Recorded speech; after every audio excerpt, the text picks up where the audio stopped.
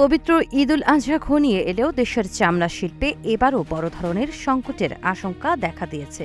সংশ্লিষ্টরা বলছেন, কোরবানির মৌসুমকে ঘিরে যে স্বাভাবিক বাজার চাঞ্চল্য তৈরি হওয়ার কথা, এবার তা অনেকটাই স্থবির। এতে কাঁচা চামড়ার ন্যায্য মূল্য পাওয়া নিয়ে উদ্বেগ বাড়ছে।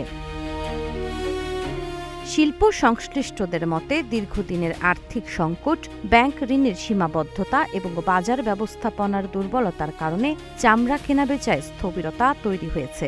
বিশেষ করে ট্যানারি খাতে লোকসান ও খেলাপি ঋণের চাপ থাকায় ব্যাংকগুলো আগের মতো ঋণ দিতে আগ্রহ দেখাচ্ছে না। ফলে মৌসুমি ব্যবসায়ীরা প্রয়োজনীয় মূলধন সংগ্রহ করতে পারছেন না, যা সরাসরি কাঁচা চামড়া সংগ্রহে প্রভাব ফেলছে।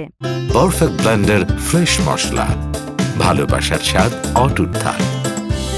এছাড়া বাজারে মধ্যস্বত্বভোগীদের প্রভাব এবং সিন্ডিকেট নিয়ন্ত্রণের অভিযোগও রয়েছে।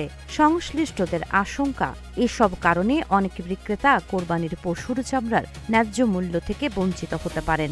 এর প্রভাব পড়তে পারে কওমি মাদ্রাসা ও এতিমখানাগুলোতেও, কারণ এসব প্রতিষ্ঠানের বার্ষিক আয়ের একটি বড় অংশ আসে কুরবানির চামড়া বিক্রি থেকে। বাজার অস্থির থাকলে তাদের আর্থিক সংকট আরও বাড়তে পারে।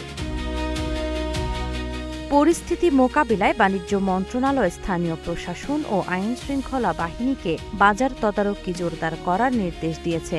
পাশাপাশি চামড়া পাচার ও বাজারে কারসাজি ঠেকাতে বিশেষ নজরদারির কথাও জানানো হয়েছে।